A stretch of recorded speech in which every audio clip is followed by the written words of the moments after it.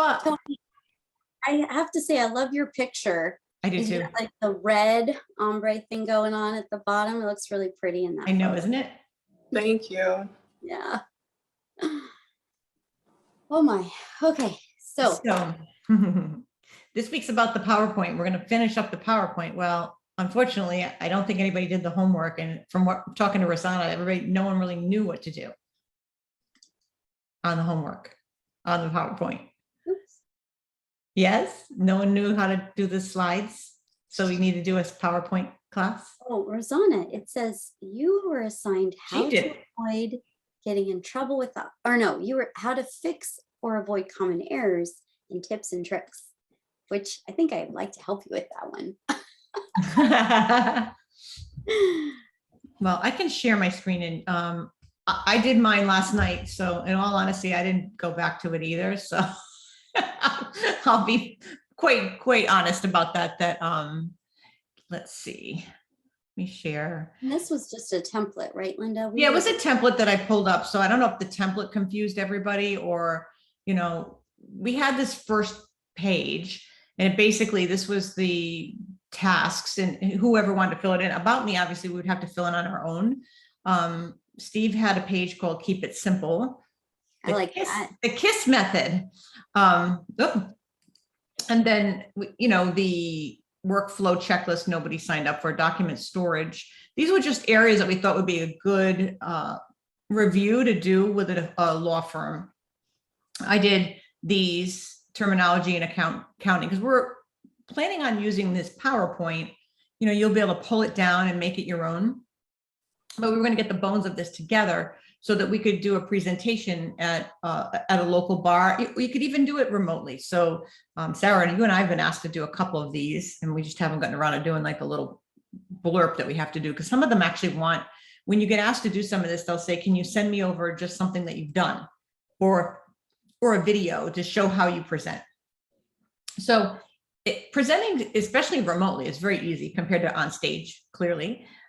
You have your screens open and you can have one screen open with the screen in front of you, you can have open with your notes. So I'll take you down. So I think I made this one. So this you could change, right? So what you could do here is put your logo in and then change it to your business name. And then you can leave that, or you can pick another one. And this is, I can share you guys the link, or sorry, you could share the link. And then obviously you welcome message, you could just do an about me. So do a little thing about who you are, because starting off, and one of the things we learned from Misty, when we were in Misty's group, was make sure that when you do this page, do not use a lot of words. Really short, because if you were presenting in person, you don't want to have a ton of words. I never thought about this. I used to write a whole story. And she said, you don't want people reading this. You want them to be looking at you and listening to you. That's how you want to start off. You don't want to start off a presentation where they have to read. So on this one in particular, when I did the presentation for that, I forgot the name of the group. Felicio? It was, yeah, but it was literally, I think it was like a one sentence about me. Yes. That was it. It was because you're going to say it. You can put it in your notes. I know, but do you know how hard that is to do? To be yes. Like, but we can help each other with that too, because it's very hard. So we should start it now. Let's just put it in here. You could put in what you think, one line about you. So it doesn't, you don't have to tell them everything about you, but having some kind of a tagline, if you want to put it in the chat, or what you use now, if you can copy and paste it and put it in the chat, we can go through them and then help you shrink them down, because it's, what is going on now with my daughter? So yeah, so we can go through these quickly and just kind of clean them up so that's not really wordy. Okay, so I'm gonna go look for mine right now. I don't know. Does anybody else have like a one? Well, I'll pick on. Yes. Yeah. How do I paste it into how do I get it out of my own PowerPoint and paste it over so you can see it? Oh, yeah. Do you want to Okay, I'm gonna look for mine too. Do you have the link to this? Do you want me to grab the link for this again? Holy smokes, what is going on? Too many things opened up. Okay, so let me get the link for this one. Save as, make a, no. Hello, Sarah, share. Here's the link. Get the link, copy the link. Okay, all right, there we go. Okay, so I'm gonna do this. There's the link. Okay, let me go find No, I just got mine. zoomed out. I just got logged out of Zoom for some reason. So like in here, I don't know, somebody started this page. Well, we're looking for we're trying to do the first one, Yeah, yeah, so let's try, I'm gonna try and do that. So let me go back here. And grab the one I had to do for Licio. yeah, I have mine too, but I gotta, Just to give an idea, who else has presented where you've been in that position where you had to? find mine too. Here we go. Super long one. Can you see this one on my page here? Yeah, mine is way shorter. Okay, so this is what they wrote for me for something that I did. And it's too much stuff, right? This is too many words to speak on. So I have to clean this up and make it shorter. This is fine for like a bio, but you want to make it, you want to say that you have, I make it stop the sharing. If anybody wants to share, you want to say that who you are, what you do, or your company name. You want to get that in there, that you specialize in doing this law firm work. Even if that's not what you're doing, you still want to put that in the presentation. If you're standing in front of a bunch of lawyers, you want to say, I specialize with working with attorneys. You don't have to say only, unless you do, but you can write that. And then usually you want to just put something, if any, you want to give a little bit about maybe like, oh, for me, I'm 2021's top QuickBooks Online Pro Advisor of the year. Something like that, something that's impressive. Yeah. And I didn't go. and yeah, but I mean, that's impressive, right? To somebody like when I was on the advisory board with the council, that was something that I put up there, and then that ended. So you want to keep it something current. Like I still have that on my bio, but I don't think I need to be talking about it too much because it was 2018 and 2019. I want to put more current things. So you want to put something that's kind of a big deal that maybe you've done. And if you're just starting out and you've QuickBooks certified pro advisor, is plenty good to put on there to have, oh, Nicole, is she home? No, I doubt it. She's in the airplane. Yeah, she's in the airport. Oh, airport. Hi, Nicole. So you want to say something about your credentials, whatever you think would be good to kind I'm of. trying to find mine. Did you get in, Steve? No. Okay. So on my cover page, I don't say a lot about myself, but I'm happy to share it with you what really works. And then throughout the presentation, they have a person at the bar that is on my website, and they'll just have it slowly paging while I'm talking freeform through different things. We kind of work as a team, and so that the people can see what I do. But my cover page for the PowerPoint presentation, is there a way I can share it with you? Yeah, you can share your screen if you want. All right, let me try that. Let me, Linda, I'm not finding, do you think? Can you see this? Everything? Yes.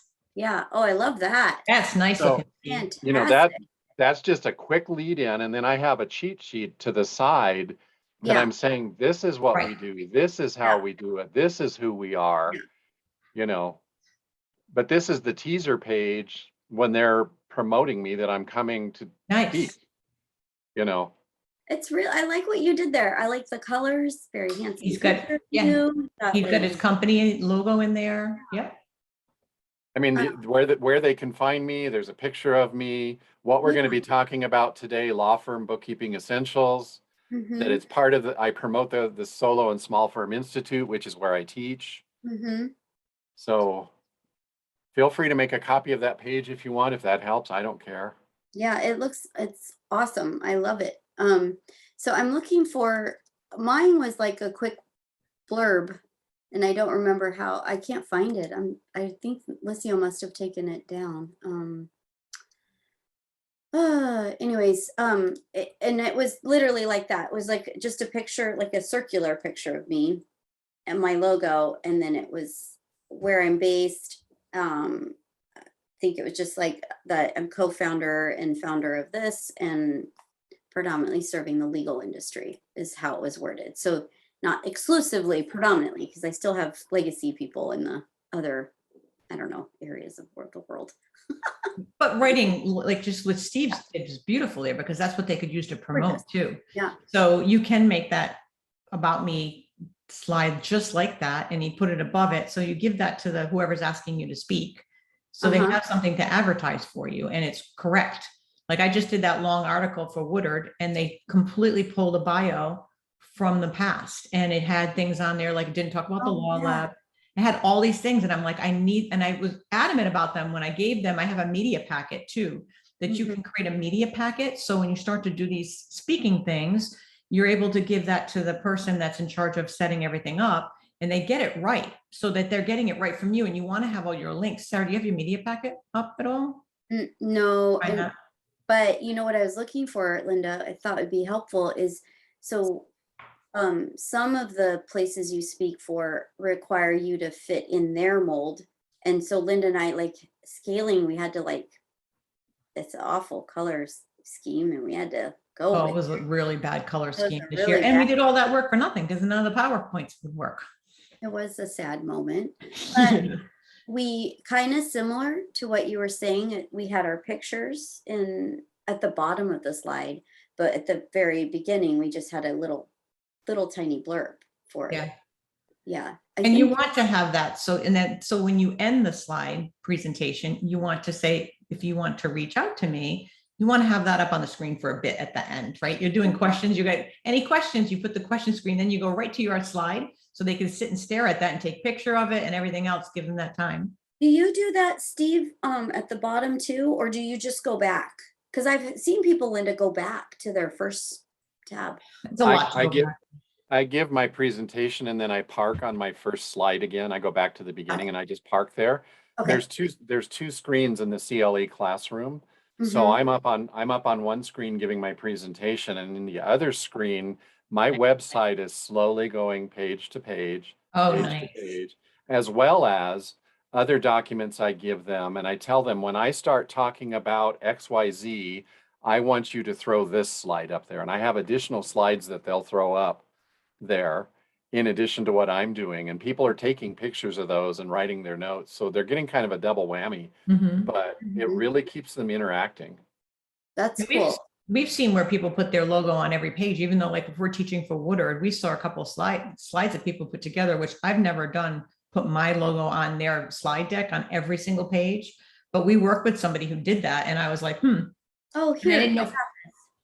I didn't know how that got through. Like that was the thing. What were you saying, Sarah? I found mine. Like I found the Licio. Okay, so this is how Licio had me do theirs.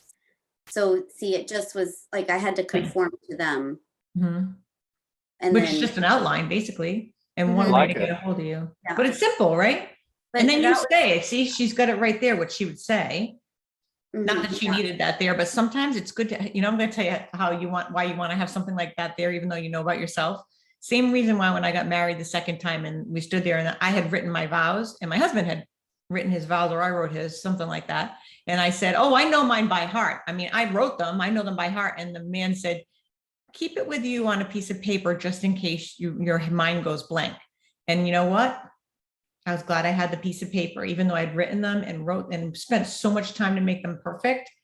When I got up there, this was like gone. It was gone. And I'm glad I had it. And the same thing here. You don't want, and you're in the beginning, you're a little bit more nervous. The adrenaline's going. Oh, somebody's here. I think it's the difference though, too. Like, so, yeah. So Kim even put, okay, I usually put this information in my bullet. Yeah. You put, so, I would probably, Kim, lead with what you specialize in, that you're the owner. I would do the bottom two and then sub down. I would lead with the first, they read the first two things like almost immediately. Does that help you? Oh, yes. So it's not in that particular order. I was just throwing it up there. Yeah, but Little thank thing. you. Yeah, yeah. I know it's funny because I had it in an order, and I literally somebody like swiped it all and moved it all around, and I put it back because we took this course, I understood, and having listened to the way Steve has described how he does it, and then even introducing, when somebody introduces you, that's the other part that's kind of strange because you don't want them to screw it up. So that's what you want to write it for. And even writing the notes. And I find for me, it's kind of like when I learned in school, it's the same way. I write a lot of notes in my PowerPoint and I never look at them again. I don't know why, but when I present, I never go back to them because I tried to one time go through a presentation. Which one was it? Sorry, I did. And they did something and they gave me the finalize and all my notes were gone. They took out. And it was like the last second that they said, we updated it, here's what we need you to use. And the new one had no notes. And so you want to have your notes somewhere, maybe extra place than what you have there, but. Well, is when you do this, so you could do presenter view, Steve, like to that. And I don't use Google, I use PowerPoint. Yeah, I think PowerPoint's a little bit better than Google. So that's what they're showing. But if you don't have it, this is free. I love it, actually. This was easy for me because when I was presenting in the presenter thing, so how did that work? So I tested myself here because that was the practice. The other thing, by the way. So here's the presenter, and then I don't know. Oh, it didn't show. I'm sorry. Let me share the whole thing. Okay, you get because one of the other things is you want to practice your pacing because they'll give you like with Licio, they'll give you a PowerPoint deck and ask you to work with them. Like she'll meet with you and help you do it. So if I present formulate here, it, but then she will, yeah. So if I do this is what you didn't see. So this shows up for me. This shows up the for words. you. So it's kind of confusing when you're looking at it. It took me a minute. So the attendees are only going to see this.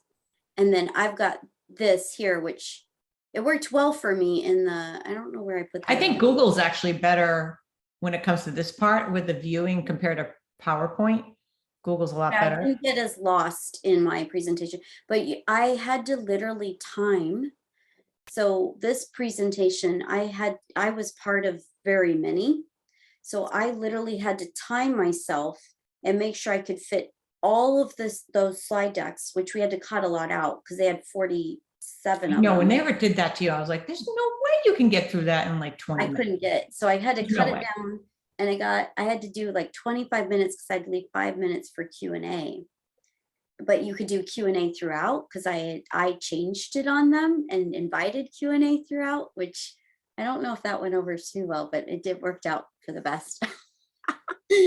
Anyways. You want to pick a topic. So the topic we picked was to present to attorneys that Steve's been very successful in, is teaching them. I think what we have there is like too much in a presentation with all the teaching them about the different terminology, teaching them about the financial statements. Like you could take just a piece of that because you're going to lose them. You're going to lose them in the conversation, attorneys, if you go that deep. And you don't really want to go too deep, but you want to get into something like explaining maybe how it looks on a financial statement, where these things live. So maybe go through the terminology and then show it. But you don't want to go on and on and on and on and get into too much in the weeds, because then you're gonna be like, you're just gonna have that glazed over look. I'm gonna get you on that one. So I've been teaching this course for 11 years now, and what really worked is I became aggressively involved in about year 2 in setting out the agenda for these classes with the bar. I became proactively involved with them. And so I made sure that I was sandwiched in between 2 different people. The person ahead of me is a CPA. The person behind me is from the Supreme Court regulatory agency. Oh, okay. Perfect. And so in the middle, I'm talking about law firm bookkeeping, and I do the basics so I don't get lost in the weeds like you were just talking about. But they've heard from the CPA already, and I'm already parroting a few things, and then I'm prepping them for the Supreme Court presentation. And all 3 of us just flow into each other. We've been doing it for so many years that because we only get 50 minutes, 50 minutes, and that's it. And you can't teach law firm bookkeeping in 50 minutes. You So can't. over their 3-day course that they're getting CLE credits for, they're getting 3 50-minute sessions where we all three flow into each other, and it really works well. So don't be afraid to become aggressively involved in setting the agenda for the course. Giving them some direction because they don't know. Yep. They They don't don't know. That's perfect. So Yeah. I help love them. that. That's the other thing I had to figure out what flow I was in on that one, Linda, but there have been times where we've requested, if you do get the lineup, I love what you have, Steve, going on. That's awesome. But you can Thank you. see where you can fit in a little bit more smoothly to allow yourself to shine in a different way. And it's just all about positioning.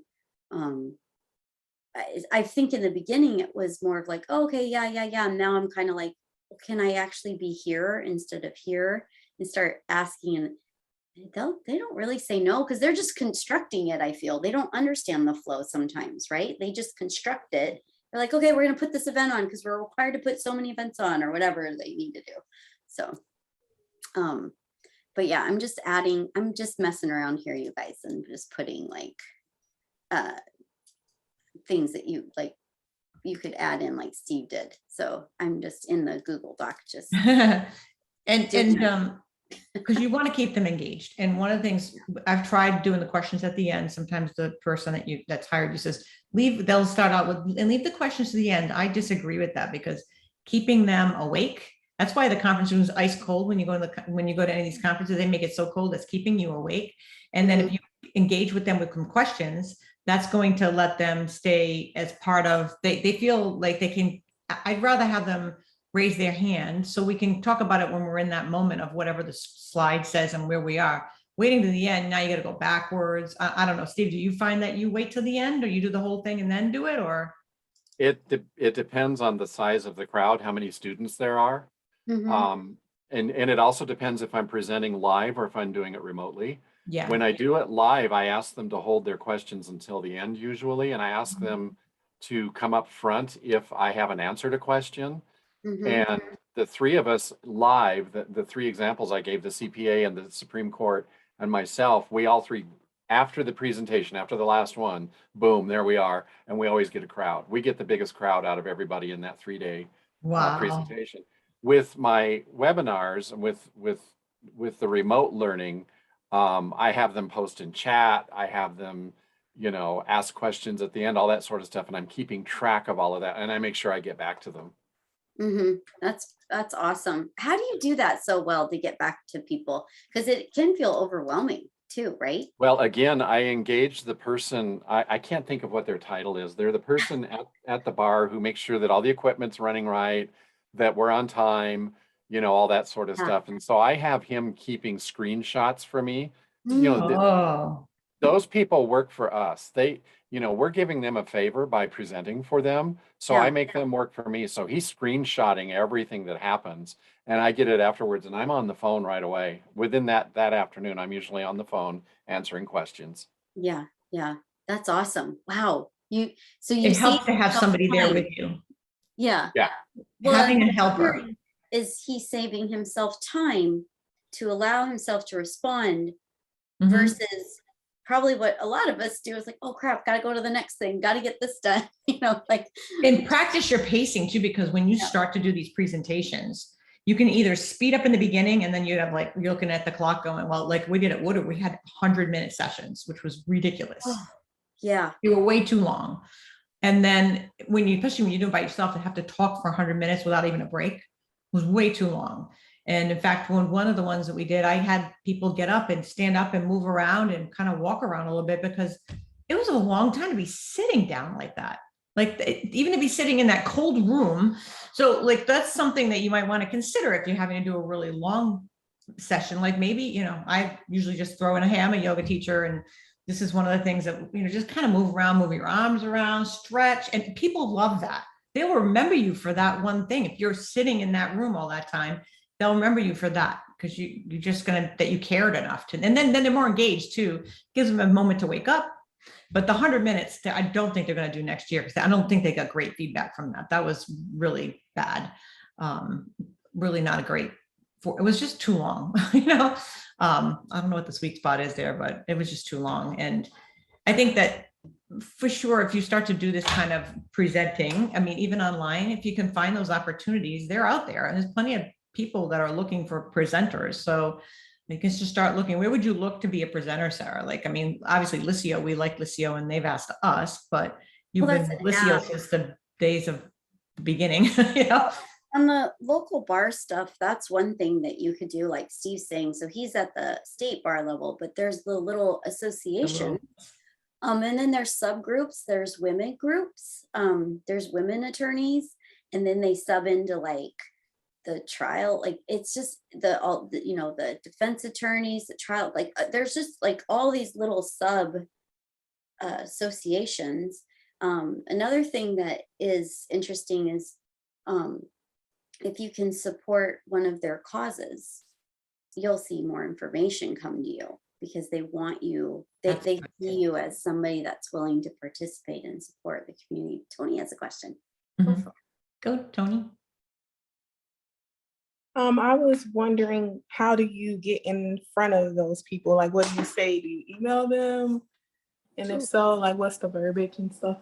Oh, people that you want to Present to? present to. Oh, Steve should, I mean, because you opened that door, you cracked that door wide open. I did that through one of my attorney clients.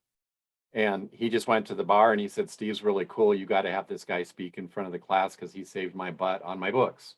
And that's how it all started.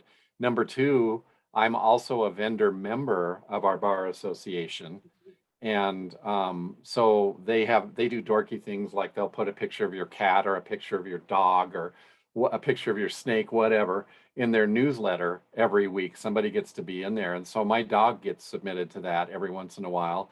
And I'll put little captions in there like, I'm here to help my dad save you problems with your books. Boom, people start reaching out. You just start, it's like becoming the cool kid on the playground. Yeah. You've got to be involved with your bar association. And it grows into other things like Sarah was just saying, all these subgroups. I've spoken to the Colorado Women's Hispanic group. I'm really big on civil rights. I've spoken to the Bar Association subgroup on civil rights and prisoner rights and things like that. The Weld County Judges, whatever association they are, invited me up and I sat in a room with 13 different judges. I was so nervous and I gave a presentation to them. And the word got out in Northern Colorado and I picked up a client up there. I picked up a client out of Cheyenne, Wyoming because of that. I mean, you just have to be involved. So when you say involved, what that means, joining their association? Yeah, I joined the Bar Association as a vendor.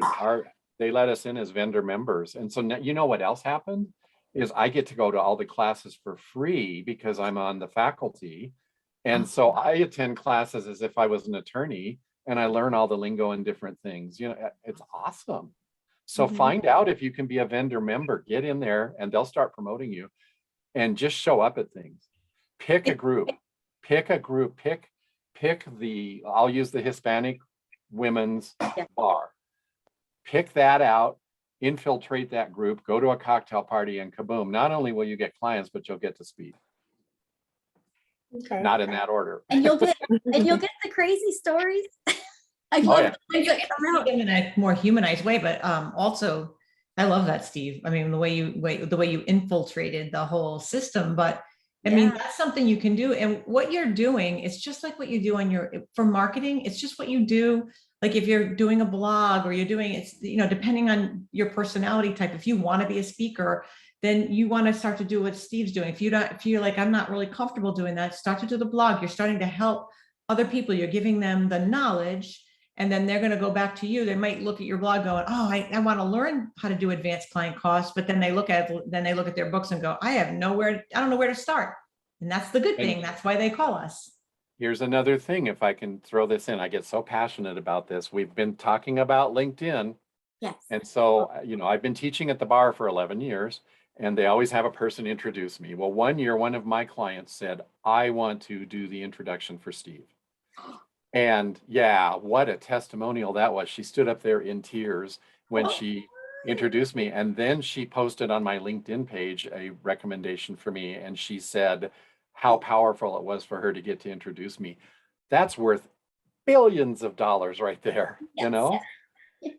Well, just even your own emotional like happiness moment, your cup just gets all filled up. Yeah. That's awesome. That's That's awesome. the part that like when clients say like, God, you're more than just what I thought. You're like my business coach. You keep me straight and narrow. I'm like, oh, I could melt right now. And then that just spreads through the Yeah. bar, and you'll get phone calls from people. They're like, okay, I'm stuck. How do I do this?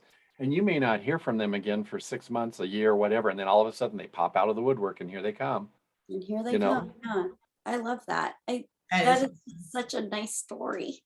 it is. That's really cool. Yeah. Oh, I'll be Steve. quiet because I get so passionate about this. Oh, I know. No, we love that you share your tips. We have Deanna here, and I told her we'd have time today if she wanted to pop in and give us her possible client, what she should price it at. And wait till you hear this one. It's not law, but go for it, Deanna. Oh, Yeah, so it's not, even though my goal in 2022 is to really just focus on law firms, but I got a few just random Yeah. referrals that came through. But it's actually, they sell a food product. So I haven't looked at their books today. I have a call with them today, but I do like a client intake. So I know they sell, I looked up their website, they sell like a butter. And so they have 5 bank accounts, 5 credit card accounts, inventory, sales tax, and they're about 3 million in revenue. So this would be my largest like client for my personal business. Yeah. So I haven't had to price like a big like what seems to be a bigger company. So I know I have to look at the books, and I kind of have my own little, I know pricing is so hard where I kind of estimate, like I have my hourly rate, and then I'll estimate what I think it's going to take me, and then I add like a buffer. That's kind of how I do my pricing. But I was just kind of I just wanted some opinions and thoughts because I feel like it's going to be a big job and I don't want to underprice.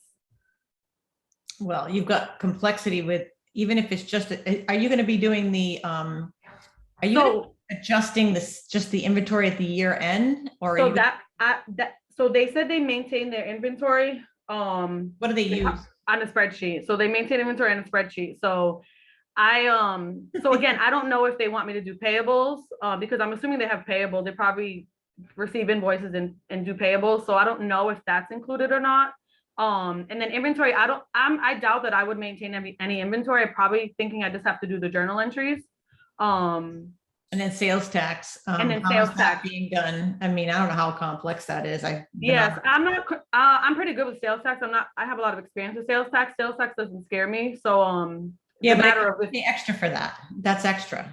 Okay, yeah. So because I know that's like a. And what were you thinking about charging? I literally have no idea, but I don't really know, but I was thinking, I'm like 1,500 and up maybe. I don't know if that's high, too low. I have no idea. I guess it kind of depends on how many transactions they have that you're going to be processing. Yeah. I don't know, Sarah, what do you think? I saw somebody put like 325 in that thread, and I'm like, oh, we got to talk about this because no way 325 for that. Yeah, I was very confused. I was like, why would I charge 325 for inventory? The $3 million of sales, are using a spreadsheet for their inventory? We'll find out. I mean, inventory though, I will share with you because I had a really large client with heavy inventory. And I mean, we were talking, I was 3 figures in monthly. Like I was charging an equivalent of a salary of a CFO or higher. Okay. And it was a lot of work, and it nearly buried me because it was just so tedious. Timing wise, sales projections, different markets. You have to know what's like, we had literally had to know what was in ship, what was going to come into Long Beach to get shipped. Like we had to know all production lines, and sales lines. And so not to scare you, but I'm just saying I would really design your scope to where it would surface maybe your strengths and ask them, say, I see gaps in this. Where do you guys do this? What is your sales channels? What is your what is required in those markets? What is the production demand? Because, you know, like Target, if you don't meet their production demands, you're off their shelves, basically. Similar to a lot of other big box stores. So are we in big box stores? What does that look like? Payment channels, how to submit into those is huge. Yep. And I'm talking, I did a clothing line and it was just huge. So I didn't charge enough even for the Butter, headache I went through. you could have loss because it's gone bad. I mean, there's lots of things that are there, a lot of complexities, like Lillian said. When you're dealing with this type of client, you're talking about a lot of sales complexity and inventory and at least 10 accounts. And there's a lot of work that you'll have to be Well, getting. I would and the definitely. thing is, though, the big thing is, though, if it's something, just remember, and I have to remind myself of this, if you don't want to take it, don't take it. Because if it's going to take you away or bury you, and it's going to take you, and you're going to underserve your other clients, you're going to lose more. It's going to be a lose-lose situation. Yeah, so I'm hiring an old coworker. So if I do lend this account, she'll be taking the account. Because I will take the clients, but I want to work on only law firms. And our experience is in the food industry. Okay. Yeah. Yeah. Yeah. So that's my plan. Seeing if I do want to take it, because if it is like a really hot mess, I don't know. We'll see. But that is my plan. Yeah, because I do want to focus on law firms. So I have someone that I'm going to hire to do the job.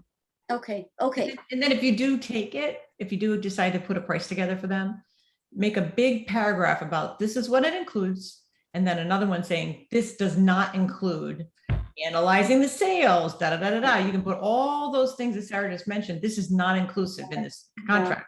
Yeah. Spell it out in black and white. So then if they try to pull that, oh, well, while you're in here, no, that's not part of the contract. We can do it. We can analyze, you know, your sales, but we're not going to put this is not going to be part of the contract because we want to make sure that that was a huge takeaway. Yeah, Linda's right. That took a lot of work on my part. I had to do it personally. So yeah.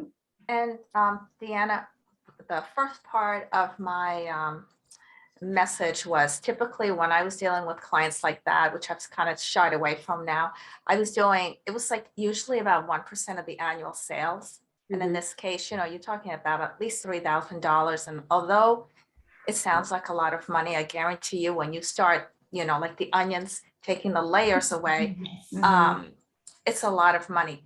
And what I would also do in the beginning, because I didn't know how much time I would take to actually set up, I always did a setup fee. So that would cover my cost of, you know, researching, looking things up, verifying some of the software and things like that. Okay. I would say That sounds great. With the complexity of sales tax, I mean, I think like what Lillian's saying, and I'd be around 5K or more per month because you're going to hire somebody else. So you have overhead on that factor, factor that in.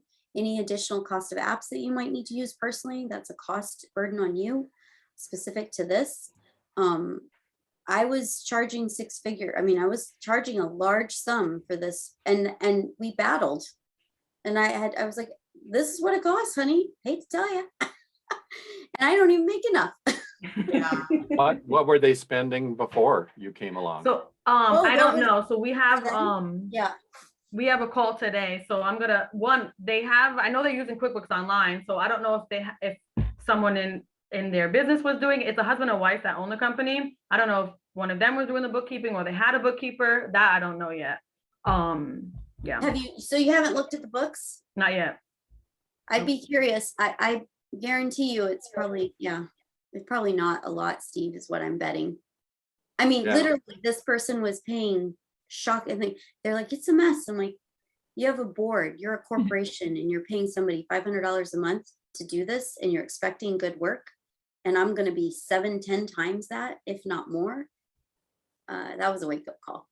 Or if the wife, let's say, is doing the books, then you say to her, how many hours are you spending on it? She'll go, oh my God, 70 hours a week. Okay, well, let's multiply that times $75 to $100 an hour or whatever. Yeah. You know, and you frame it into a real picture. Great way. That's a great point. Too. I'll write that down. Yeah, that's a great point. But the value of sales tax time, I know you know it, but you know it because you know it. Yes. Do you know what I mean? Mhm. That's your knowledge. Yep. That by itself. And you might find gaps in that. You might want to comb over that. Mhm. And timing of inventory, when things get booked, all Yep. of those nuances, you know, in transit, you have yeah, all of that stuff, right? So Yep. yeah, I love it. Yes, you're right. And there's a lot there, so. Mhm. So maybe your 175 to 100 is not 125. Linda jokes with me. She's like, God, you keep going up $25 every time I talk to you. Yeah. And then your mom sometimes is in the background. We're going back and forth on pricing and Oh, her mom goes higher. We just hear this voice off the screen and I'm like, oh my goodness. it's the Is that P to Mama? sign it. We always go by mama's pricing. I think Tony has another question, which is great.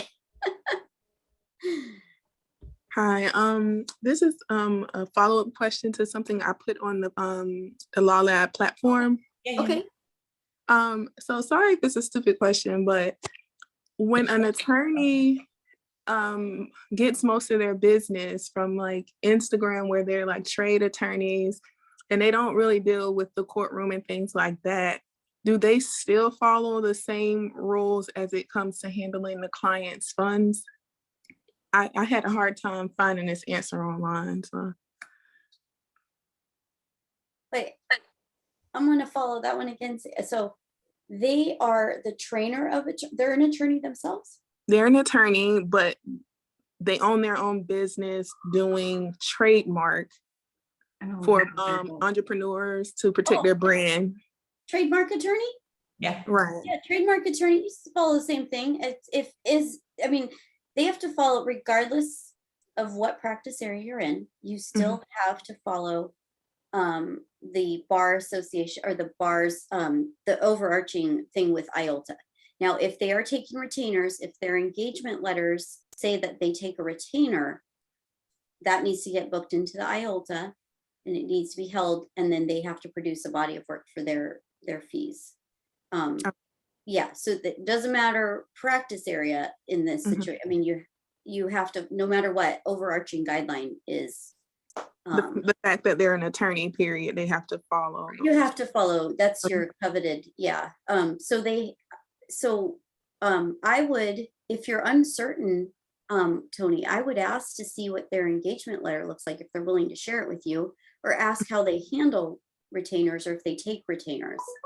Okay. Just do that, yeah. I mean, they could be, like, we have that immigration firm that doesn't put stuff through trust, depends on where they're at, right? Where they're practicing law. Yeah, but you have to make sure that engagement letter though, too. By Right, yeah, default. that too, but I mean, some states, Yeah. they can get away with not having that be part of it. Well, So, it's not, it's more of like, I think what you're saying, yeah. Linda, is like, they can determine, oh, your case is sitting at this stage.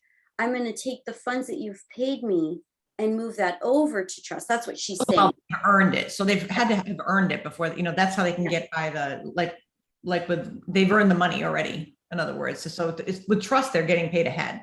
So that's basically where the workflow goes by. And then there's a lot of rules around that statewide too. So yeah. Yeah, I know it's kind of daunting, Tony, I think in the beginning, because if you think about attorneys in practice area, and then you try to find guidance on that, probably not as much, but overall, regardless of practice area, and maybe anyone like Steve, you teach at this, but regardless of practice area, you have to follow state bar rules because you are an attorney. So you cannot get out of that. Right. Okay. You're practicing law. Thank you. Yeah. No, it's a great question, actually. There's no stupid one. I mean, No, you're- never a stupid yeah. question. Wait Never. till you have an attorney that decides they want to operate a different kind of business in addition to their law firm, and then they get all creative with that. Oh, Lord. Oh, Lord. You mean, do you have one that has a farm? No, I'm kidding. No, he's also a house flipper. Oh, gosh. Oh, but then that's not, doesn't do the house flipping under the law firms. FEA. Oh, my God. That's funny. No, but they get all confused about what they can and can't do. Oh, because this is what my favorite line, when I was working with my husband and we have multiple businesses that hopefully will sell soon. He would say to me, well, this is for that company, but it's left pocket, right pocket, Linda. No, it's not. They're two different entities and it's not left pocket, right pocket. You can't blur those lines. And I don't care. But ultimately, I pay everything. Yes, you do ultimately, but through the lens of the IRS, this is incorporated. This is a partnership. You can't intermix those. You can't. It's just like you tell them you can't intermix the personal stuff. They don't understand that they can't, kind of. Yeah. Well, it's my money anyway. Like, why can't I buy Louis Vuitton bag? My firm, right? I mean, we have one that yeah. So I love my clothes. I got to go to court. Oh my God, I had one. Well, I have to look good in court. Why can't I write my hair cut off? But you don't live. I mean, to me, and like the suit, the same thing. I wear my suits to court. I said, do you ever go to a funeral? Of course I do. Do you wear the suit there? That's how they look at it. Even when I was working at the law, as a yoga teacher, people would try to write off, I can write off my Lululemon. They would come to me. I'm like, no, you can't. Unless it says the name of the yoga studio you're working at. No, you can't. They think they can write off their clothes. No, I love it. No, but people do, they try. I mean, that can kind of lead into when we come back. So next week we're off because it's Christmas Eve and I'm sure you'd rather be with your family. The week after that's New Year's Eve. Again, the same thing. So on the 7th of January, we'll be back. And I'm thinking for a topic, it would be about what I have on this list. I was thinking about cleaning up files and how to kind of dive into a cleanup file. Maybe I'll have Rosanna teach this one. She likes to clean up files. But yeah, so I thought we would do, if that's good with everybody, we just do steps to clean up a new client file, because we're in that season where we get all these crappy files that are a mess, and how you can go through it. Now, this is and you have to put on the lens that we've already gave the price. We've been engaged with the person, and now we're sitting there like, where do you start? And how do you clean up the file? So I thought we would do that. And then after that, what else do we have on the list here? Kind of trying to be organized. Yeah. LinkedIn. I laugh because I don't even know where the list is anymore. So I'll have to get there. She literally goes onto Facebook to find out what we're talking about on Wednesday, because I forget to tell her. But yeah, and then I thought, we do have Josh Stanby coming to talk about equity structure. Yeah. So we booked him in for the end of January, and then of course open forum. And I still have to come up with a topic on, I want to do, and I'm going to save for you all. When I get my tax return done for my little LLC, I'm going to grab the tax return, go to the books, and we're going to tie the books to tax. I'm going to teach you guys how to tie the books to tax, because that's kind of a mystery, and it'll be different. It's property, but at least I can share it's my own personal. And you'll be able to see how to tie the books to tax. It's a simple LLC. It's not hard, but it's the same for every other file. So I do have that kind of penciled in, but that won't be till like after March. But it's one of those things that people have trouble with. So I wanted to do, it's a very small business, but I thought it would get into how we can tie everything in. There's depreciation in there and everything else. So. Well, and I think the beauty of having Josh on with us for the entity is, I don't know if it maybe some of us seasoned ones that have been doing this for a while, what we're experiencing, I'm seeing this a lot, is entity structure change, because compensation payments within the firm isn't working to the entity structure, because they want, let's say if you're an S Corp, you have to conform to all those guidance rules, but yet they want to pay themselves or distribute their money a certain way. It doesn't conform.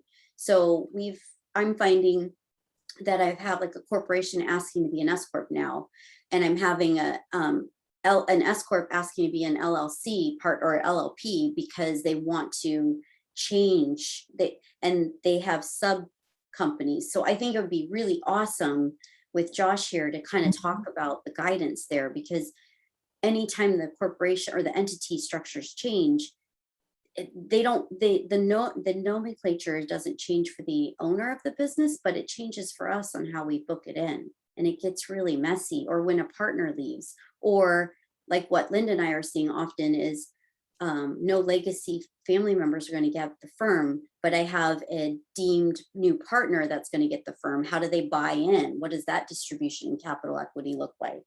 So just giving you nuggets, like things to think about to ask him, because I know I'm gonna break.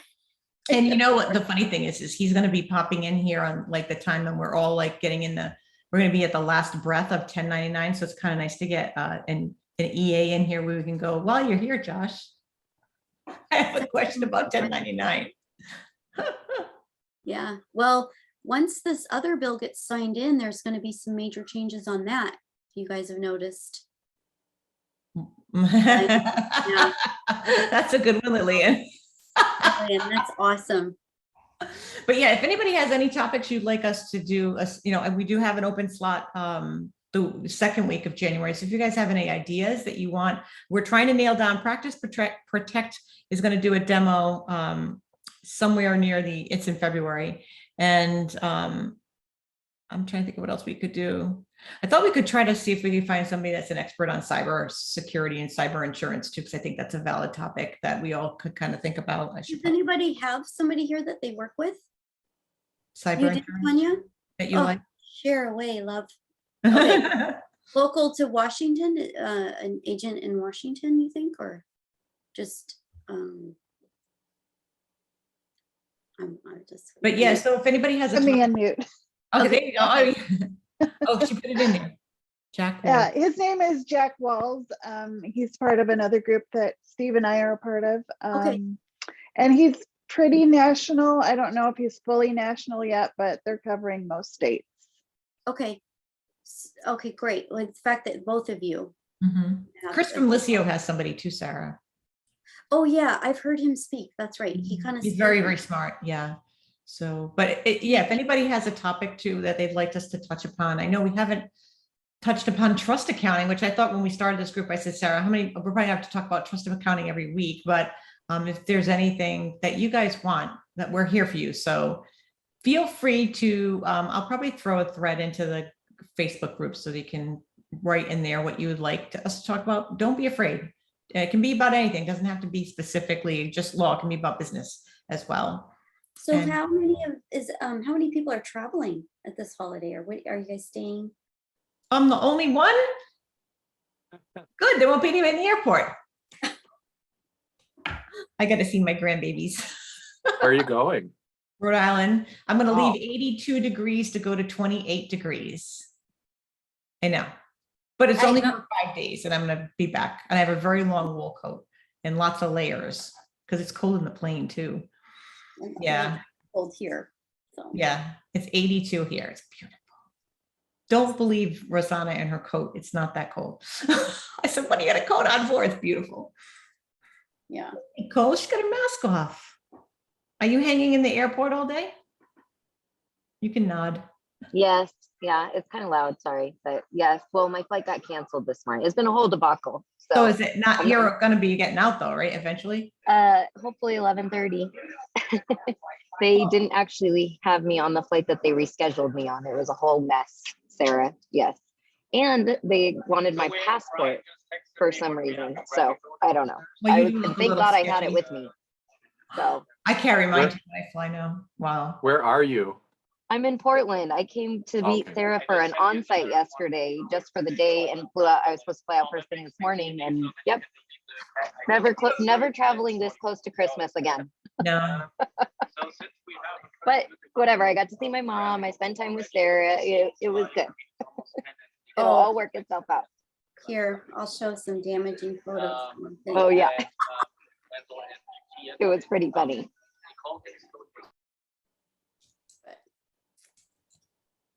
Anyways, Well, Yeah. we want to wish everybody a very happy holiday, Christmas, whatever you're doing, enjoy.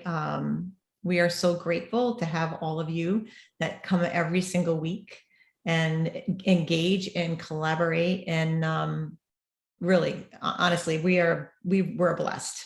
Don't you think so, Sarah? I mean, we couldn't have assembled a better group of people. or just to get to hang out with you all weekly is awesome. Like, I don't know. Otherwise we'd have to be at a conference and try and hope to God we meet each other, I right? know that would be hard, but we're going to do that next year. We're all going to meet, right? Well, whoever's going, yeah, we'll have to lay out the how many Yeah. conferences, Steve? You're in a conundrum of conference Yeah, world, well, right?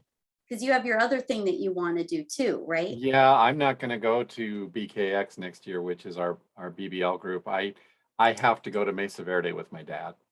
Yeah. So that's a bucket list thing, you know. Yeah. Yeah. And I haven't decided what else to go to next year, so I'm open. Oh, okay. Well, I think I want to get a list together. Like somebody posted a list. Donna Reed posted a list. I'm gonna go back to It's that. on, isn't it on the website for the podcast with David Leary? They have a list. Oh, do they? Okay, we should. I didn't go, know like, Donna did, but yeah, go look at that and then see what we can all try and do. And then that'd be awesome. I'd love that. That would be great. Yeah. yeah, well, for sure, hopefully, who doesn't want to come to Orlando in June? Best time of the year to come to Florida. But then right before that is your yeah. conference, Steve, is what you were saying, because right before is Yeah, the that other conference is right before it, right? Yeah, they're like back to back, and some people from our group are doing both of them. I'm like, you're going to be in Florida Wow. for a month, you guys. I know. I know. Oh my goodness. Tanya, is that you, Tanya? Are you doing the 2 weeks? No. Just the one. Got it. And Tony, if it's overwhelming because you don't know what we're talking about, we'll post something so you know.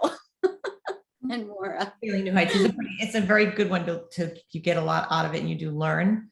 They all have pluses and minuses. But when they did it last year in Orlando, it was much better than the one in Texas. I can tell you that the setup was better and it was better run.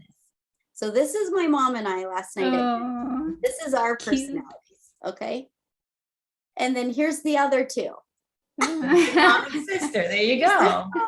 And I'm like, oh no, there's the devils here. And I ordered a dish that had devil names. They're trouble. Those two are trouble. My mom and I Yeah, are like trouble the and innocent ones. Yep. They're sweet. They're sweet. Yeah. We had to do like a little thing since we were all together, just the four of us. And the establishment was cracking up. They're like, can you make this annual, please? Because this is amazing. So, anyways, Thank you, everybody. We will see you next year, but we'll still be around. There'll be plenty of content going through the Facebook page. And obviously I do check the other one, just not as often. I wish I did. I try to remember to go into the other one. But yeah, if you do put something in the private space, which we really like, just send me a little message. Hey, Linda, have you checked the private space in a while? And I do get to it, but it's not as quick because it doesn't notify me, unfortunately. But so we all hope you have a great holiday, Christmas, and we need notifications. I wish they had notifications in the private group. I asked them about that and they said, oh, you can make a zap. And I'm like, no, I'm not making a zap. But yeah, I just have to keep popping in.